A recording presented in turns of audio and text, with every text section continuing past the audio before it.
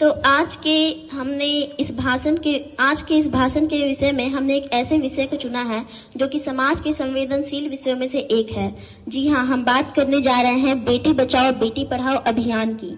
तो इस अभियान की जरूरत हमें क्यों पड़ी? आखिर ऐसा क्या हुआ कि भारत जैसे पुरातन संस्कृति वाले देश में भी बेटियों को बचाने और उन्हें पढ़ाने के लिए अलग से एक मुहिम चलानी पड़ी? यह बहुत ही गंभीर समस्या है। आशा करती हूँ कि मेरे इस भाषण के माध्यम से आपको इस विषय से संबंधित सभी जानकारी प्राप्त हो जाएगी और आपको आपके सभी प्रश्नों का हल भी मिल जाएगा। यह एक श्लोक है, यत्र नार्यस्तु पूज्यन्ते रमन्ते तत्र देवता, अर्थात जहाँ नारियों की पूजा होती है वहाँ साक्षात देवता निवास करते हैं। यह वेद वाक्य है, अर्थात वेदों में भी नारियों को उच्चतम स्थान प्राप्त है।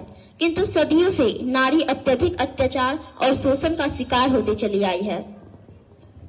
लोगों की सोच इस कदर बदल गई है कि आज आए दिन देश में कन्या भ्रूण हत्या, शोषण और अत्याचार जैसे मामले सामने देखने को मिलते हैं। हमारे देश की स्थिति इतनी खराब हो गई है कि दूसरे देश के लोग भी हमारे भारत देश आने में कतरा रहे हैं।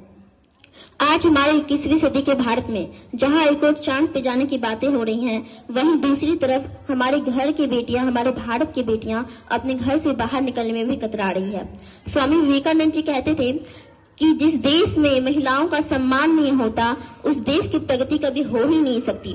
समाज में बेटियों की हो रही दुर्दशा और लगातार घटते लिंगानुपात समाज के लोगों की संकीर्ण मानसिकता का सबूत है। समाज में बेटा बेटी के प्रति फैली असमानता का परिणाम ही है कि आज आए दिन देश में अत्याचार और शोषण जैसे जघन्य अपराध अपने चरम सीमा पे हैं। और बेटी बचाओ बेटी पढ़ाओ अभियान को जानने से पहले हम इस दो शब्दों के अर्थ को जानने का प्रयास करेंगे।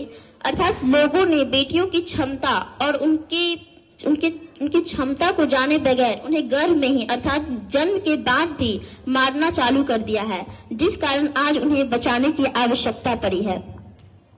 बेटी बचाओ बेटी पढ़ाओ योजना का अर्थ ही है कि बेटियों को बचाओ और उन्हें शिक्षित करो।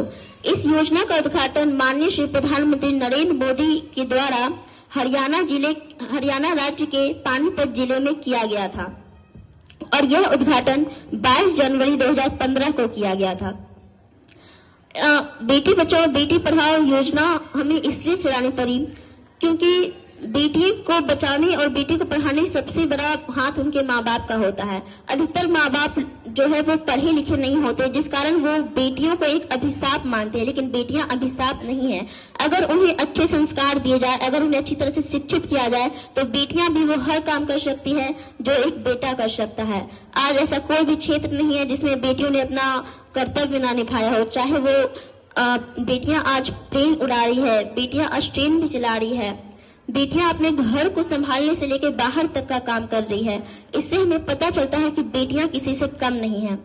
और अंत में मैं अपने भाषण को समाप्त, अपने वाणी को विराम एक बेटी बचाओ बेटी पढ़ाओ अभियान से जुड़ी एक कविता से करना चाहूंगी कि कुछ कहना चाहती हूँ, अपने हक का जीवन जीना चाहती हूँ, दुनिया के रंग दुनिया के संग मैं भी जीना चाहती हूँ।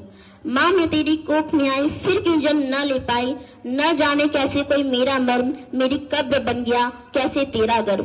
तेरा खून तो पाया मैंने फिर दूध क्यों न पी पाई, अस्तित्व अपना मिटने पर भी आंसू तक न बहा पाई।